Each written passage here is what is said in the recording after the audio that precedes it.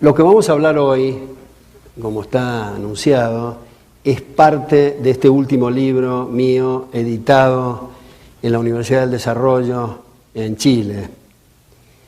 Se refiere al primer economista que fue contratado en Chile en 1850, el primer profesor de economía en la Universidad de Chile, un francés, que fue recomendado por un argentino que estaba exiliado en Chile, Juan Bautista Alberdi, y los dos temas centrales que este autor ha tocado en su permanencia en Chile han sido sistemas bancarios y estructuras arancelarias. Este último punto es el que voy a elaborar con ustedes, y les quiero decir que este libro se puede bajar en Amazon, en Kindle, si quieren expandir más sobre el tema. Ahora, lo importante, me parece, de esta conversación o de esta charla es el periodo después de mi charla, o sea, las críticas y las reflexiones de ustedes, y si les parece que queda claro y están de acuerdo en lo que digo, sugiero que hagan de abogado del diablo, porque es un ejercicio muy bueno, porque a veces aparecen las cosas como si estuvieran claras, pero cuando empieza el debate y las reflexiones resulta que hay que pulir ciertos ángulos y cosas que no resultaron claras. Para entrar al tema arancelario y para eliminar algunos ruidos y algunos temas que siempre aparecen en la cuestión arancelaria, conviene hacer una introducción sobre la cuestión laboral, porque siempre cuando estamos hablando de barreras arancelarias, de tarifas, va a aparecer la asignación de recursos humanos, va a aparecer el tema laboral. Por eso quisiera tomar unos minutos para hacer reflexiones sobre esto. Me parece que lo importante de los recursos laborales, o lo que se ha dado en llamar la cuestión social, que es el flanco más importante, yo creo que se debate en economía en última instancia y está presente en casi todos los temas de análisis económico, debemos comenzar por lo siguiente, decir que ese recurso, el recurso humano, es el recurso por excelencia, no porque se trate del ser humano, o no solamente porque se trate del ser humano, sino principalmente el recurso por excelencia, porque no se puede concebir la producción de ningún bien ni la prestación de ningún servicio sin el concurso del trabajo. Nada se puede concebir sin el trabajo. Entonces, ¿por qué estudiamos economía? ¿O por qué se estudia economía, sea en Derecho, Law and Economics, o sea en Economía, Análisis Económico? Bueno, porque los recursos son escasos. Si hubiera de todo para todos todo el tiempo y las cosas crecen en los árboles, no estaríamos hablando de economía, ni estaríamos hablando de precios, ni de asignación de recursos, ni tendría sentido aquello del despilfarro o el derroche de capital. Es porque los recursos son escasos y hay que aprovecharlos. Entonces decimos, el recurso por excelencia es el trabajo. Entonces, ¿qué diablos es eso del desempleo? ¿Cómo puede ser que estemos diciendo que es el recurso por excelencia y que nada se concibe sin el concurso del trabajo, porque no se puede prestar ningún servicio ni producir ningún bien sin el trabajo, y al mismo tiempo estamos diciendo que sobra aquello que estamos diciendo que es escaso? Por el principio de no contradicción, o es escaso o sobra, hay algo que tenemos que aclarar en este razonamiento. Y me parece que la forma de precisarlo y la forma de aclararlo es la siguiente. Y es decir, que cuando los arreglos contractuales entre las partes son libres y voluntarios, nunca, bajo ninguna circunstancia, no importa el grado de pobreza más brutal o de riqueza más exorbitante, nunca sobra aquel factor que es escaso. O sea, nunca hay desempleo. ¿Desempleo de qué tipo? Desempleo involuntario, porque el desempleo voluntario, el individuo que no le da ganas de trabajar, el individuo que está de vacaciones, que vive de renta, que se está rascando, ese no es el problema. El drama, la tragedia del desempleo es aquel que ofrece sus servicios y no encuentra dónde hacerlo. Ese desempleo es involuntario. Bueno, estoy diciendo que nunca, bajo ninguna circunstancia, sobra aquel factor que es escaso si los arreglos contractuales son libres y voluntarios. Nosotros nos podemos imaginar que todos los que estamos en este cuarto llegamos como náufragos a una isla y en la isla no hay nada. Cuando llegamos a esa isla, seguramente no vamos a decir, como no hay fuentes de trabajo, podemos descansar. Nos vamos a dar cuenta que no nos alcanzan las horas del día y de la noche para trabajar si queremos sobrevivir. Entonces, ¿cómo vamos a trabajar? Bueno, uno se subirá a los árboles a buscar cocos, el otro pescará, el otro, en fin, y los intercambios cocos, pescados, en fin, son las relaciones contractuales entre las partes. Nadie está desempleado. Bueno, puede decir alguien, pero los ingresos de la gente, de esa gente, van a ser muy bajos si la situación es paupérrima y si en la isla no hay ninguna fuente de trabajo. Sí, es cierto, los salarios van a ser muy bajos, pero ese es otro tema. Quiero subrayar, el tema de los salarios es otro tema. Es el tema, es el más importante, enseguida vamos a ver, pero estoy hablando solo del empleo acá. Y estoy diciendo que no hay sobrante de aquel factor que es escaso, donde los arreglos contractuales son libres y voluntarios. Ahora, supongamos que llego yo a esa isla, y yo he estudiado 20 años para ser doctor en física nuclear, y les digo a ustedes, miembros de esa isla, ofrezco mi servicio como doctor en física nuclear. Y ustedes me dicen, nosotros no sabemos qué es doctor, ni qué es física, ni qué es nuclear. Necesitamos a alguien que are la tierra con las uñas eventualmente, o que se suba, como dije, a buscar cocos. Si yo me empecino en ofrecer mis servicios de doctor en física nuclear, voy a estar desempleado, pero ese desempleo es voluntario. Cuando estamos hablando de arreglos contractuales, de cooperación social, de arreglo entre las partes, estamos diciendo que yo ofrezco mis servicios profesionales según lo que... ¿Se puede bajar un poco el aire? Porque hay mucho aire acá. Mis servicios profesionales según lo que ustedes crean que yo sirvo. Yo no me tengo que encaprichar en decir lo que ustedes tienen que necesitar de mí. El asunto es lo que ustedes necesitan, no lo que yo tengo en mi cabeza. Vamos a poner otro ejemplo, en vez de doctor en física nuclear, digamos, una profesión que inventamos que se llama el cuchicuchi. Yo les ofrezco ahora mi servicio profesional de cuchicuchi. Ustedes me dicen, ¿de qué diablos está hablando este tipo? Yo puedo seguir ofreciendo eso y tengo todo el derecho de hacerlo, pero mi desempleo va a ser voluntario. Cuando hablamos de desempleo voluntario, es aquel que ofrece sus servicios en el mercado y no encuentra dónde hacerlo, según la estimación de lo que los demás necesitan de él, no lo que él considera que los demás deben de necesitar. Entonces, supongamos que hayamos entendido que nunca, no importa que baje o suba la productividad, que se liberen o no los aranceles, nunca, bajo ninguna circunstancia, si los acuerdos son libres y voluntarios, hay desempleo. Ahora, nosotros podemos encontrar en algunos países muy paupérrimos que decimos, bueno, claro, en ese lugar no hay desempleo, pero el salario son 10 platos de frijoles mensuales. Eso es una cosa miserable. Se puede decir miserable y se pueden hacer muchos otros adjetivos. Mi punto es que no hay desempleo.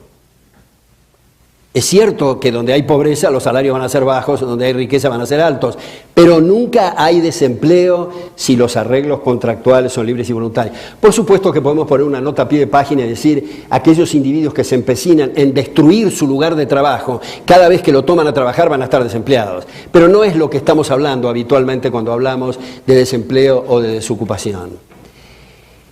Entonces, una vez entendido que no hay tal cosa como desempleo, viene la pregunta, ¿pero por qué entonces hay desempleo en Guatemala, en la Argentina, en España, en Estados Unidos, en fin?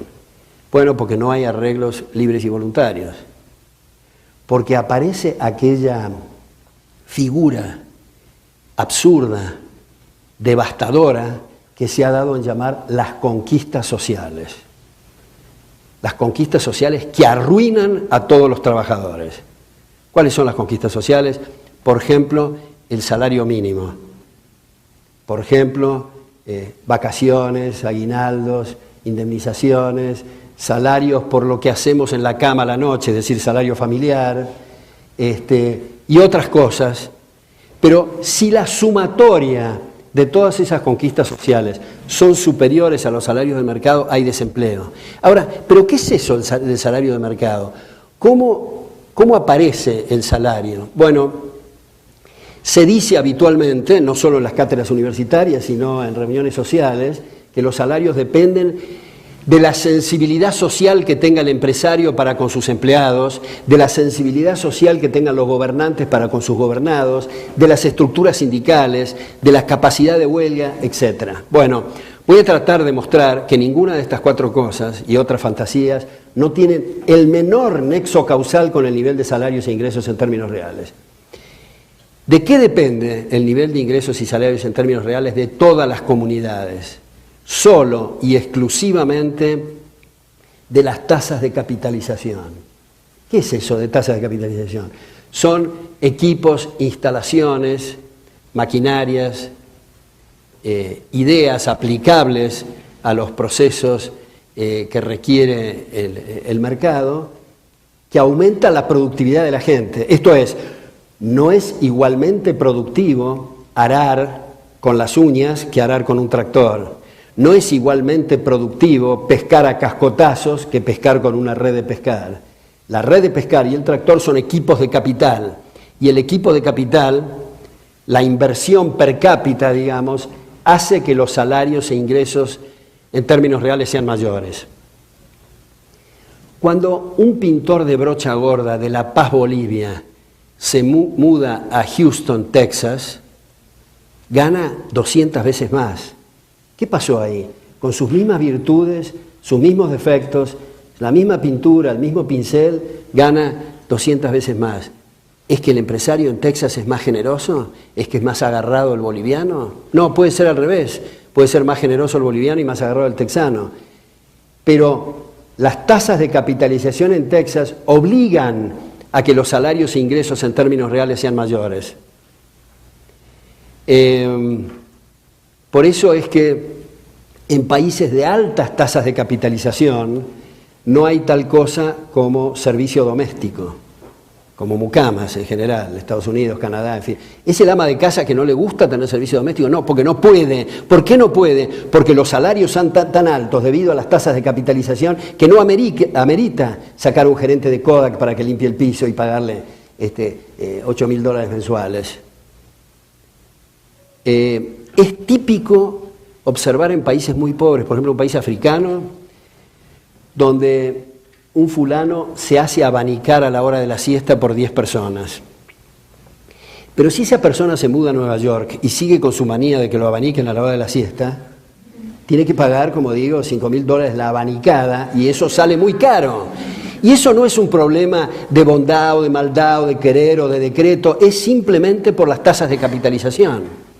Entonces, por eso se vincula tan estrechamente la economía y el derecho. Las tasas de capitalización en economía van a hacer subir los ingresos y salarios en términos reales. ¿De qué depende que haya más tasas de capitalización? De los marcos institucionales, de las estructuras jurídicas, del respeto a los derechos de propiedad, del respeto en última instancia a las libertades de las distintas personas. Entonces, eso hace de foco de atracción para aumentar las tasas de capitalización. Ahora, tratemos de ilustrar esto de otra manera, mirarlo desde otro costado, digamos. Supongamos que el atril ese, el podium ahí, sea un país y viene capital de afuera. Supongamos que en ese país tenemos que hacer dos supuestos importantes. En ese país hay libertad en el mercado laboral, o sea, hay pleno empleo, pero están ganando, no sé, qué sé yo, 500 quetzales mensuales, o en fin. Primer supuesto. Segundo supuesto, si alguien que va a invertir va a visitar al gobernante para pedirle un privilegio, el gobernante no se lo va a otorgar.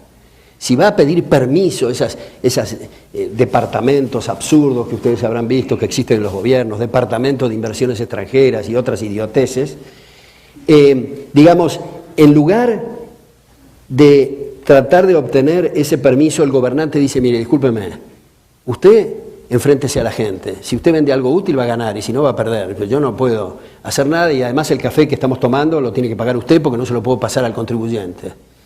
Bueno, supongamos que hay esos dos supuestos y ahora viene capital de afuera. En realidad cuando digo viene de afuera es solo para ilustrarlo de forma más didáctica, pero si se forma capital interiormente, de ahorro interno, el efecto es el mismo. Digamos, se ilustra mejor si digo viene capital de afuera. ¿Qué tiene que tener en la cabeza ese capitalista?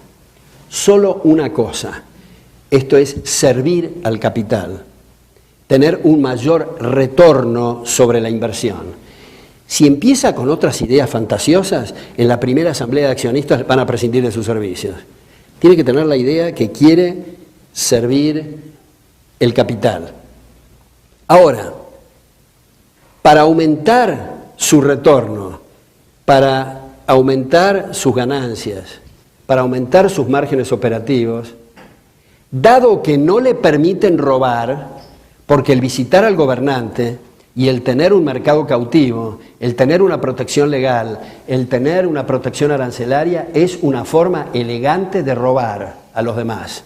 Son asaltantes de guantes blancos. Como no queda bien asaltar al vecino a mano armada y robarle los muebles, se le roba a través de los gobiernos. Entonces el empresario deja de ser empresario para convertirse en un barón feudal o en un cazador de privilegios. Hago aquí un paréntesis para decir, hay una diferencia muy grande entre el empresario y el lobista.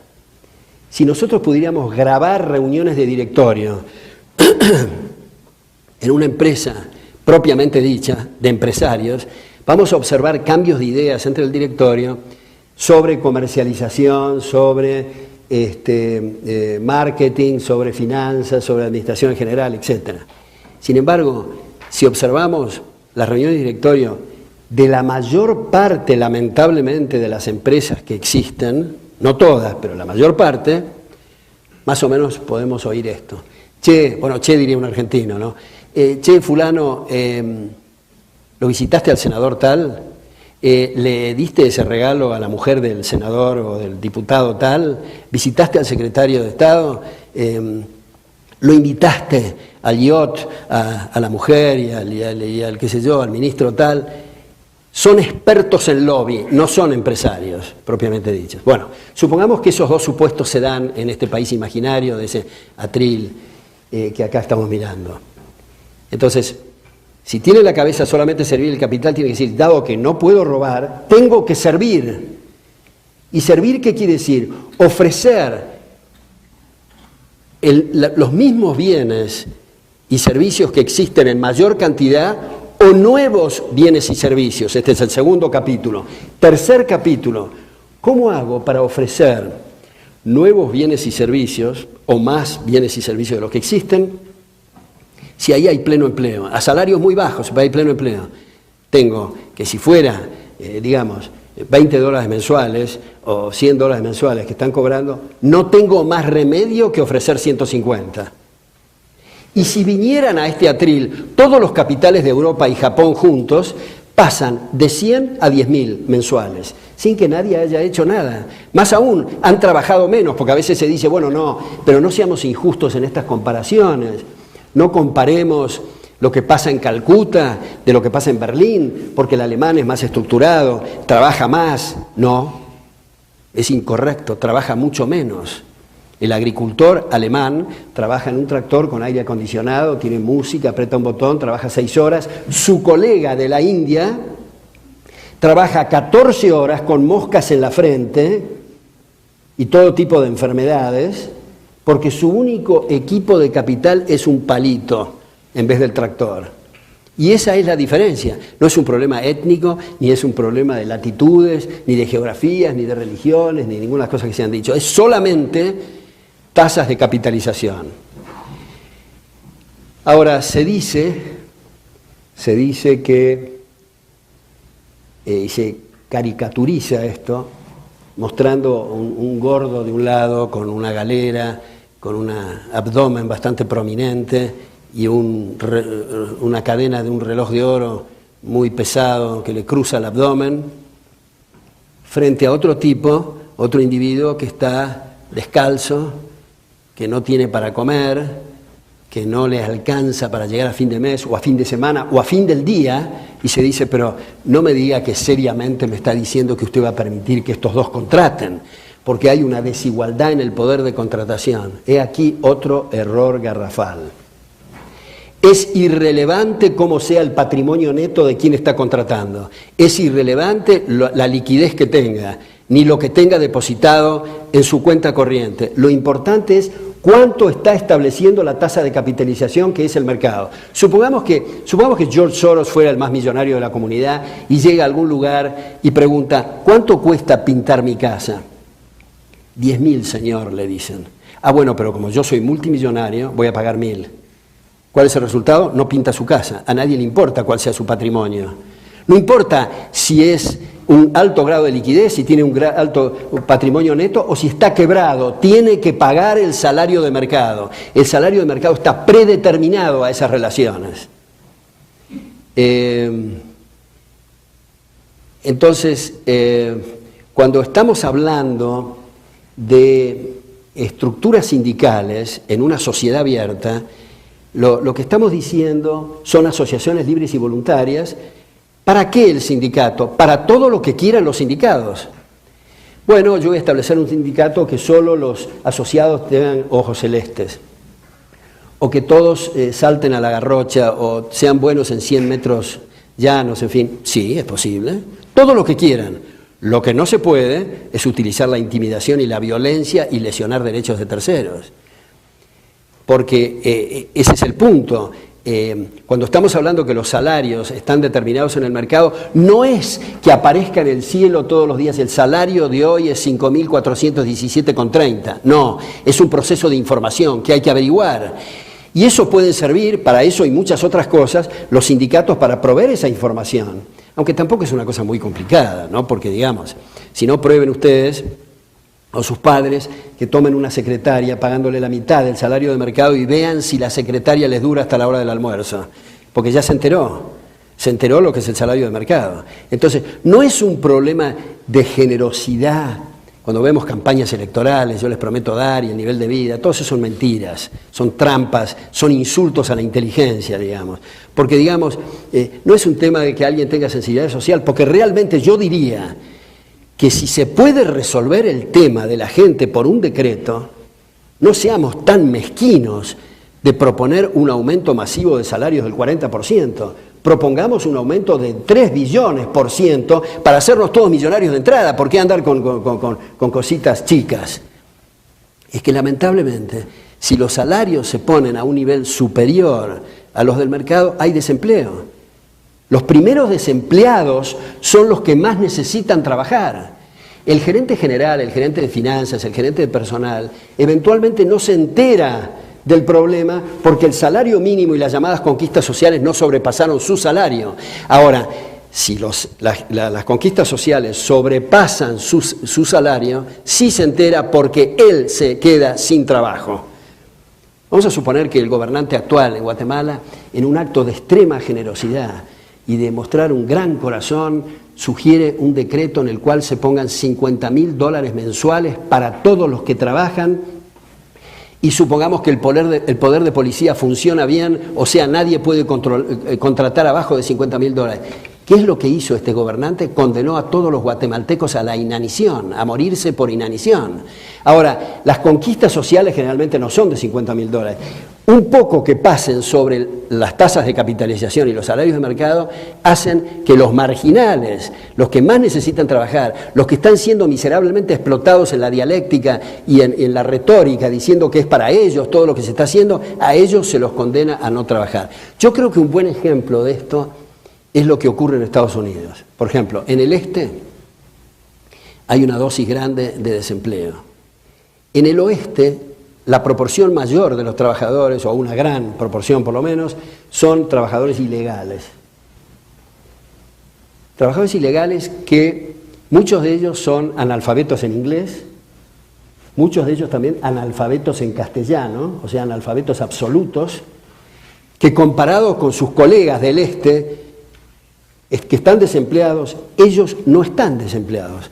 ¿Por qué? Porque están trabajando al salario de mercado. Y porque si impugnan su salario y dicen que esto no va con las conquistas sociales, son deportados. Están trabajando al salario de mercado. O sea, tienen la suerte en ese sentido de no estar reglamentados. Por eso cuando se dice, y esta es una cantinela que se repite en todos lados, hay que combatir el trabajo en negro, esto no es entender el problema. Los que trabajan en negro, o sea, los que no declaran fiscalmente su relación laboral, no lo hacen porque les divierta, lo hacen porque si se ponen en blanco, los impuestos al trabajo son de tal magnitud que se quedan desempleados. A pesar de que saben que si hay una trampa, en el sentido de que les prometen pagar 1.000 y a fin de mes le pagan 800, no pueden ir a tribunales, etcétera, porque están autoinculpando. A pesar de todos esos riesgos, prefieren trabajar en negro. Ahora, también debemos hacer una pequeñísima reflexión sobre los inmigrantes. A los inmigrantes se los ha utilizado como pantalla para el llamado proteccionismo, que ahora enseguida vamos a ver.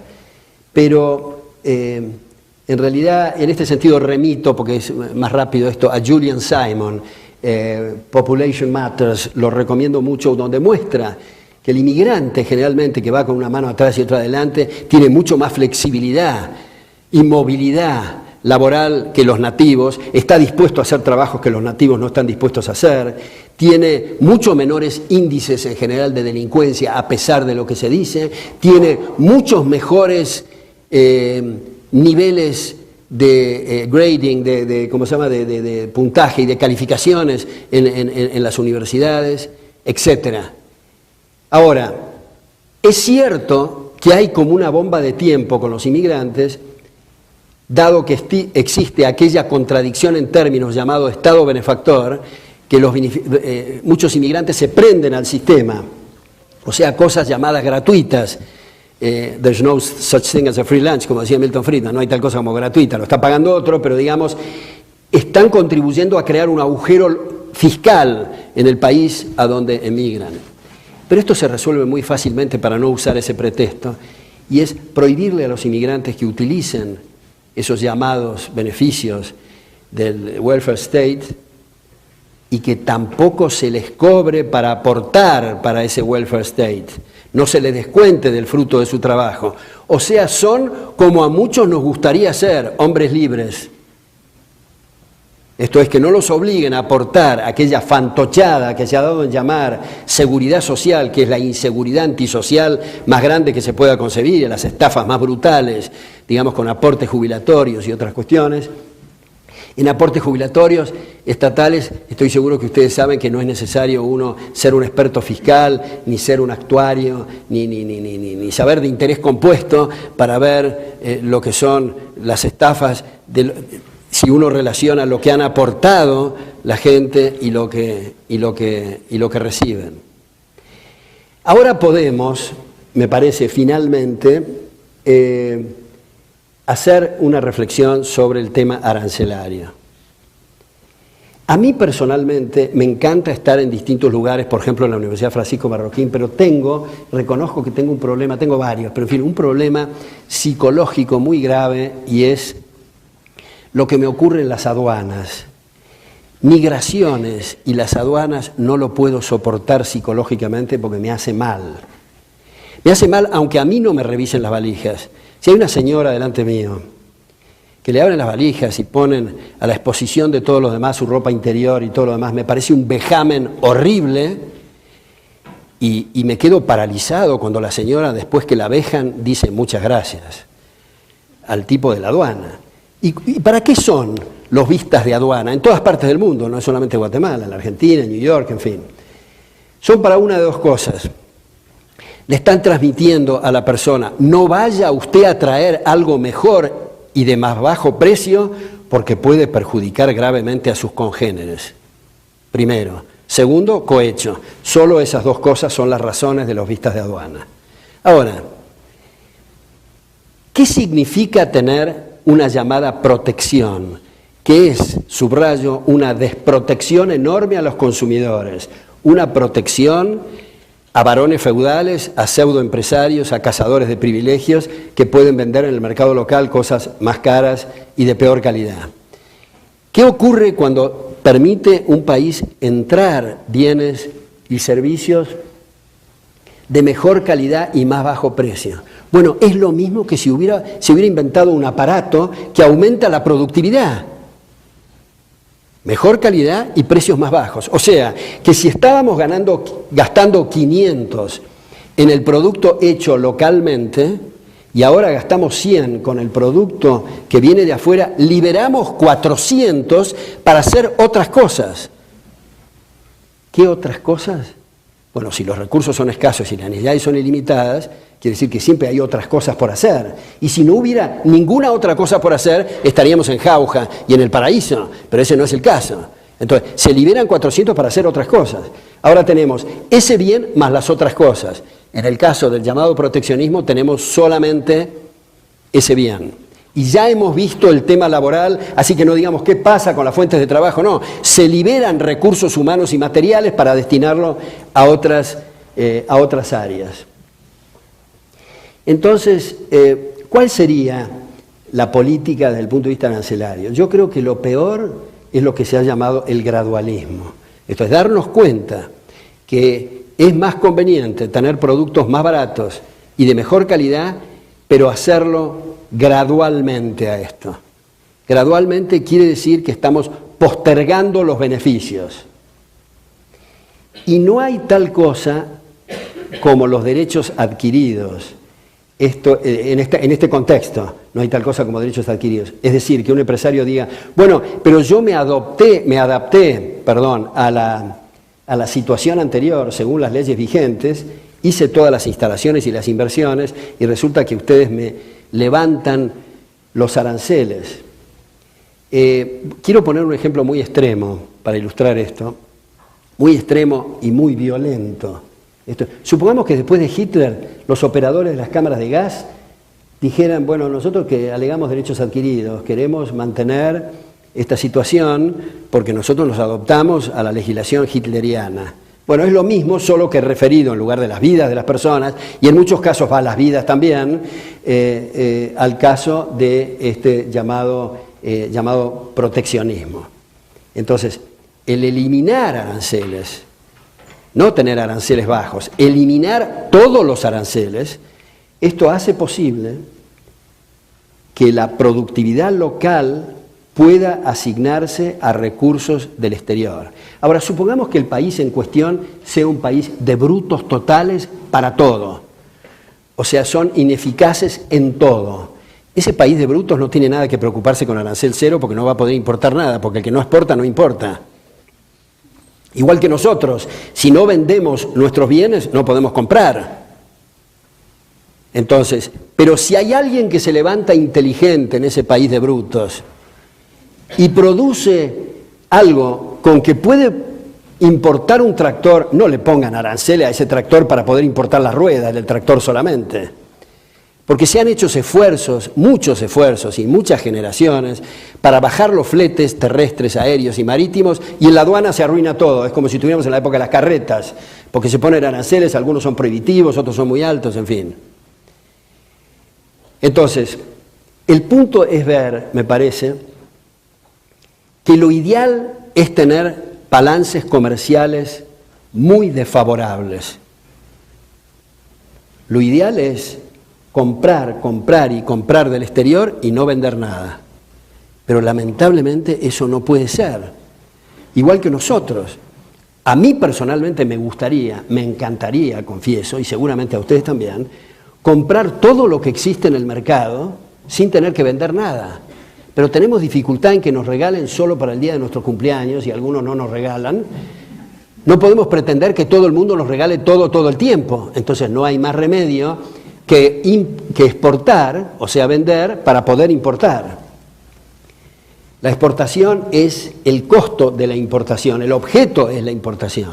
Ahora, si en un país observamos un balance comercial cuyas exportaciones son menores a las importaciones, quiere decir que hay entradas de capitales para saldar la diferencia, porque como los que estudian economía saben, el balance de pagos nunca puede estar desequilibrado, el balance comercial es distinto al balance de pagos. Ahora, para esto se requiere, desde luego, tipo de cambio libre, o sea, en la medida que se está exportando, están entrando dólares, va a tender a bajar el tipo de cambio, lo cual va a ser un estímulo para poder importar. Y cuando se importa, se compran dólares, sube el tipo de cambio y va a frenar las importaciones y va a ser un estímulo para las exportaciones. Exportación e importación son dos caras de la misma moneda. Por eso cuando se dice, bueno, ¿qué tal? Y en algunos casos, un argentino que se llama Aldo Ferrer, que ha sido ministro de Economía,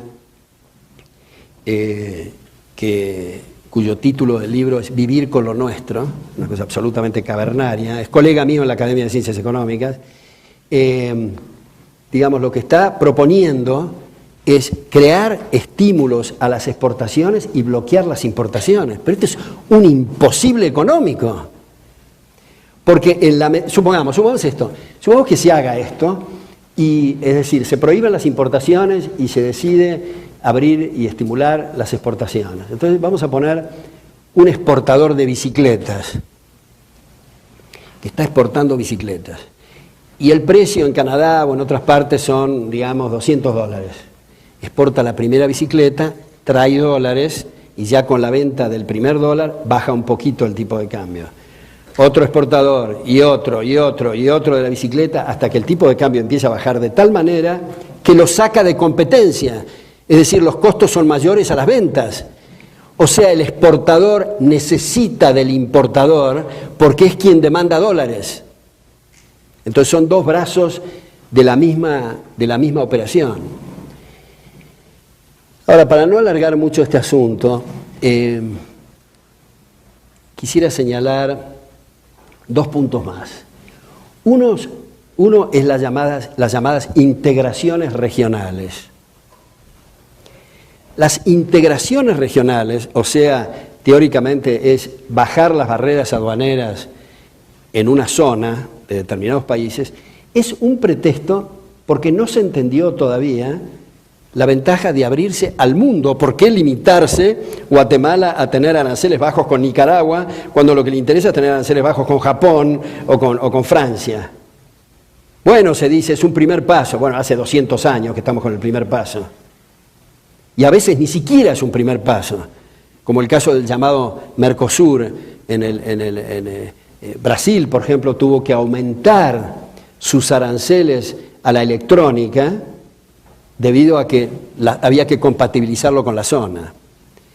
Entonces, el punto es integrarse al mundo. Pero ¿qué tal si el resto del mundo no baja aranceles? Bueno, supongamos que todos prohíben las importaciones de Guatemala. Bueno, tampoco tiene que preocuparse los guatemaltecos de aranceles cero, porque si no venden nada, porque nadie compra, los efectos es como si el mundo se hubiera hundido bajo el océano, efectivamente no tiene más remedio que ser autárquico. Pero en la medida en que alguien le compra, con eso aplica en una operación triangular o bilateral, para comprarle a otros. Así que es irrelevante en toda política económica lo que hacen los demás. El asunto es las ventajas, si nos damos cuenta que son ventajas, de lo que hace localmente determinado país. Y lo último que quiero señalar es el caso del dumping. Hay muchos otros puntos, de luego, que se pueden analizar, pero el dumping, ¿qué quiere decir dumping? Dumping quiere decir venta bajo el costo.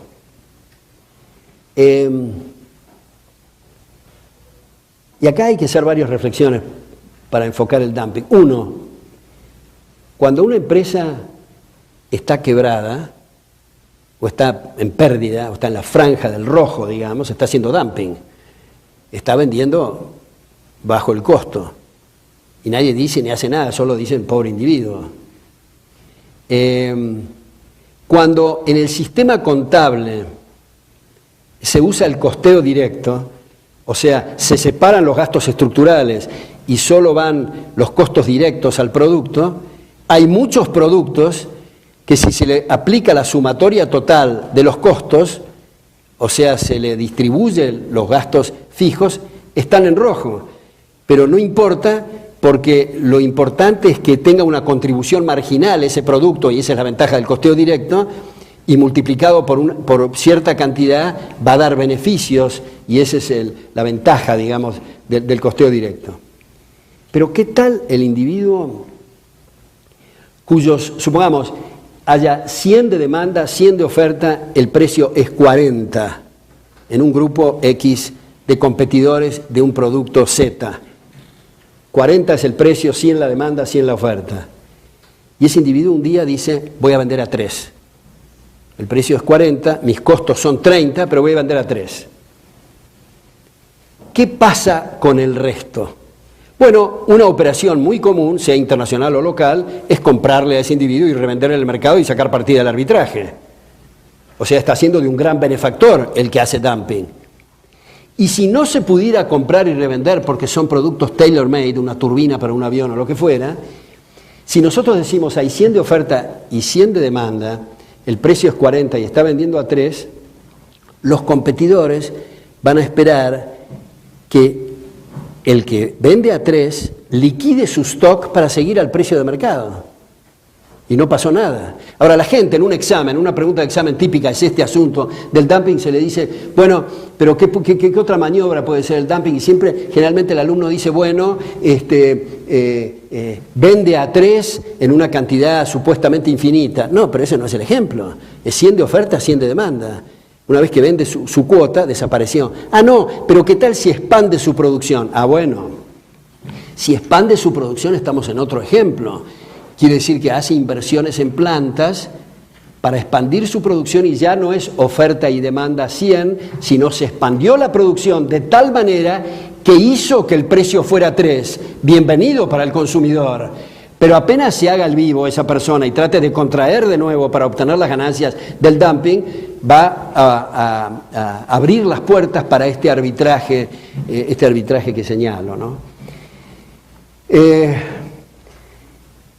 Ahora, para la comprensión de estos temas, es esencial el debate de ideas, es esencial lo que ocurre en climas educativos, es esencial comprender la responsabilidad que cada uno tenemos en esto, porque no se puede analizar estos problemas como que estamos en una enorme platea mirando en el escenario a ver quién resuelve los problemas. Cada uno de nosotros estamos siempre en el escenario y tenemos que contribuir a resolver los problemas. A mí se me ocurre que el ejemplo mayor que veo y que tengo presente de endosar la responsabilidad a otros es en un libro de unas memorias de un librero que murió hace un año, que quedaba justo enfrente de la Facultad de Ingeniería, donde daba economía, y siempre hablaba yo con ese librero, y viendo ahora sus memorias, veo que él contaba que había un pésimo actor que representaba obras de Molière, y después de la representación le tiraban tomates y le gritaban y le silbaban, y el individuo decía, mi Dios, ¿qué tiene este pueblo contra Molière? Bueno, muchas gracias. Espero las reflexiones de ustedes. ¿Cómo ves el panorama en Argentina, especialmente sobre el tema del mercado abierto y el proteccionismo, los enormes impuestos, por ejemplo, la exportación de productos agrícolas como la soya, y el hecho que, al menos como parece de afuera, en los últimos años Argentina se ha vuelto un tanto más mercantilista? ¿Cómo ves el panorama de esto? ¿Crees que Argentina se va a ver obligado a abrirse más y a regular más su mercado? ¿O va a poder continuar el fenómeno? Bueno, yo lo veo pésimo a la situación argentina en el plano político. Lo veo con algún optimismo en el plano intelectual, en algunas cátedras, en algunos centros de investigación, en algunos grupos de chicas y chicos que son fantásticas las contribuciones que hacen, en algunas tesis doctorales, de las cuales yo dirijo algunas, que son brillantes, son extraordinarias, digamos, Son grupos, yo diría, en general minoritarios, pero que tienen mucho peso. Nosotros ahora, en un esfuerzo adicional, porque hemos establecido tantas instituciones, en fin, que ya no me acuerdo ni cuántas son, pero el 17 de mayo se lanza en Buenos Aires, después de la Mont Pelerin, que va a tener lugar en Buenos Aires en abril, una nueva fundación que se llama Fundación Libertad y Progreso, donde hay una serie de amigos en el Consejo Directivo y en el Consejo Académico, y la idea es contribuir a enderezar esta situación que se ha desviado y se viene desviando, no es solamente el gobierno actual, desde hace unos 60 años, diría yo, y se ha desviado por completo de lo que es, o lo que podríamos llamar el modelo alberdiano en la Argentina, de Juan Bautista Alberdi, el que inspiró nuestra Constitución Liberal de 1853. Y de 1853 a 1930, que nos volvimos fascistas, y después con el peronismo mucho peor a partir del 40, se revirtió todo esto, y era la Argentina el ejemplo del mundo libre. Los inmigrantes discutían si iban a ir a Estados Unidos o la Argentina para hacerse la América, porque los salarios en términos reales eran superiores a Suiza, Alemania, Francia, Italia. La población se duplicaba cada 10 años. Era una cosa de ciencia ficción, digamos. Incluso en los debates parlamentarios se compararon en el centenario, en 1910, con los debates que tenían lugar en el Parlamento argentino, se compararon con los debates que tenían lugar en la Academia de Francia, por la versación de diputados, de senadores, en fin.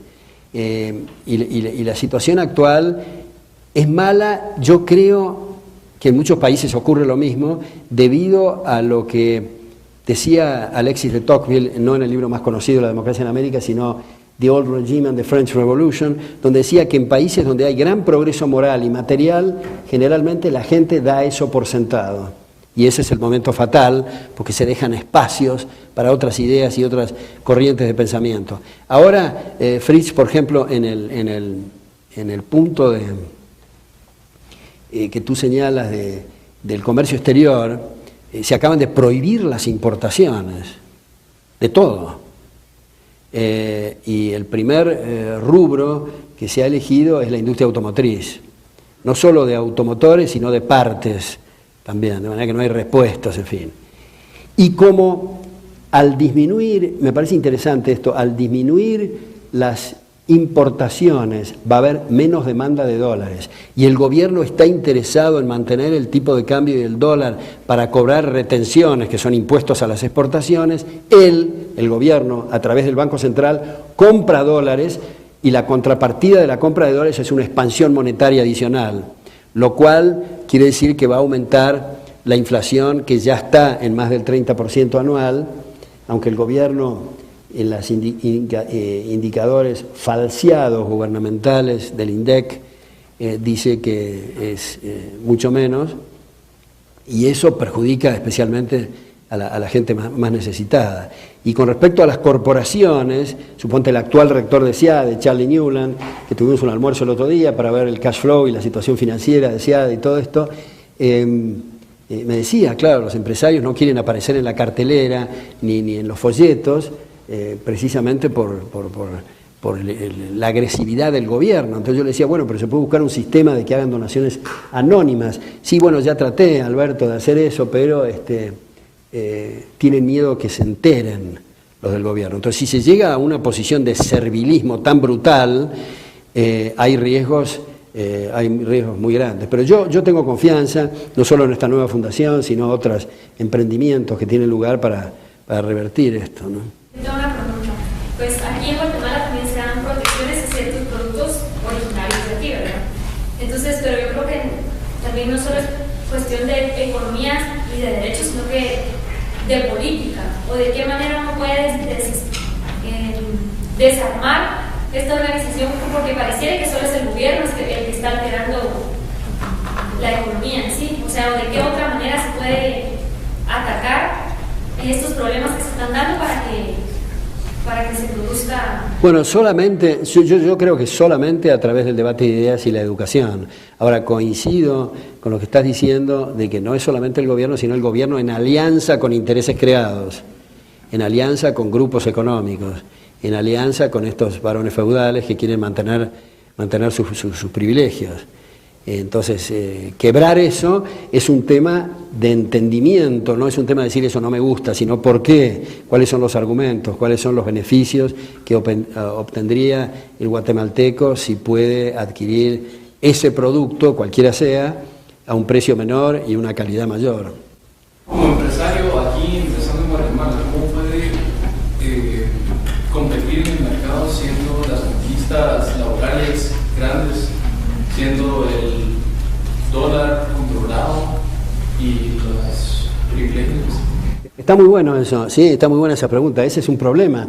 Justamente se establece controles de cambio y se establece esas relaciones laborales, se dice para facilitar las operaciones de las pequeñas empresas, pero como está tácito ahí en esa pregunta, está bloqueando y dificultando enormemente la necesaria cintura y los reflejos y flexibilidad para poder operar el empresario cuando tiene pasivos laborales, digamos, que son una amenaza para el futuro de su negocio. Y lo mismo el manejo y la manipulación del tipo de cambio y otros bloqueos que hacen casi imposible para un empresario local que prospere.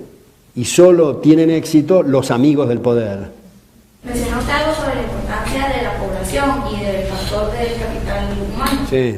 ¿Qué pasa cuando el gobierno interviene, incluso presiones internacionales, en limitar ese capital humano mediante políticas de limitar el crecimiento poblacional de países, por ejemplo, como Guatemala? ¿Qué efecto tiene eso a futuro en cuanto al crecimiento económico? Porque se ha demostrado que hay una relación directa entre el crecimiento poblacional y el crecimiento económico. Bueno, me parece que es importante eso. Yo creo que la expresión inmigración ilegal es una expresión completamente contraria al sentido de la sociedad abierta.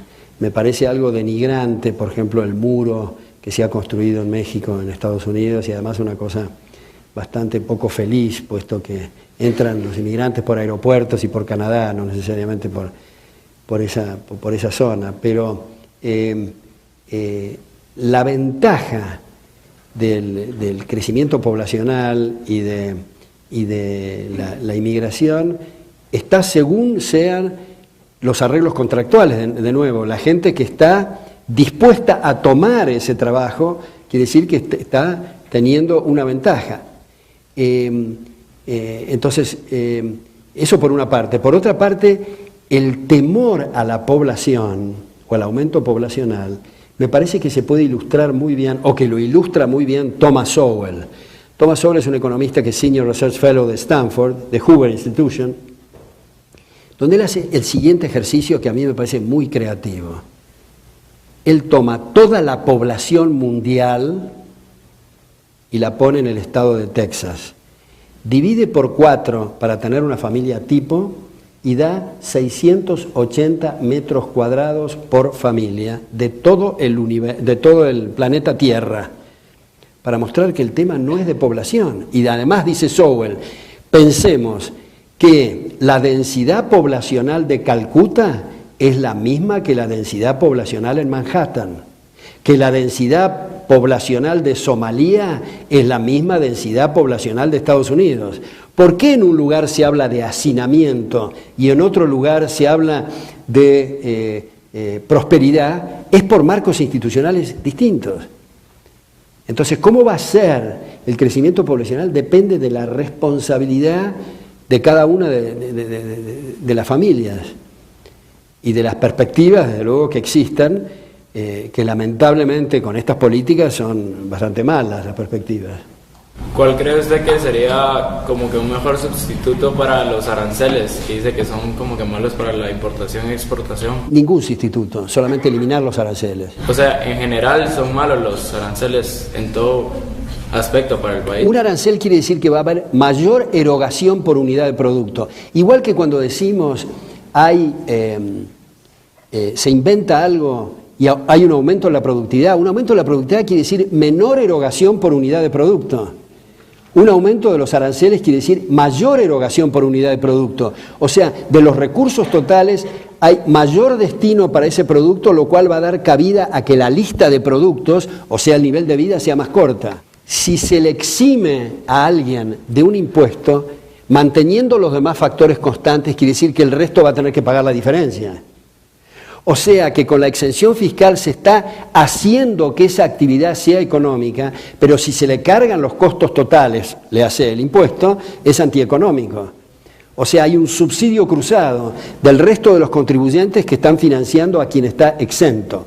Y si la respuesta del gobierno fuera, no, un minuto, no van a tener que pagar los demás ese delta o ese aumento, puesto que voy a reducir el gasto público por la diferencia. Bueno, entonces usted, hay que decirle al gobernante, reduzca las alícuotas en general, o sea que son menores los impuestos para todos. Pero la exención fiscal es un problema grave de mala asignación de recursos y de distorsión en los precios relativos. Bueno, ha sido un gran gusto estar con ustedes. Muchas gracias. Muchas gracias.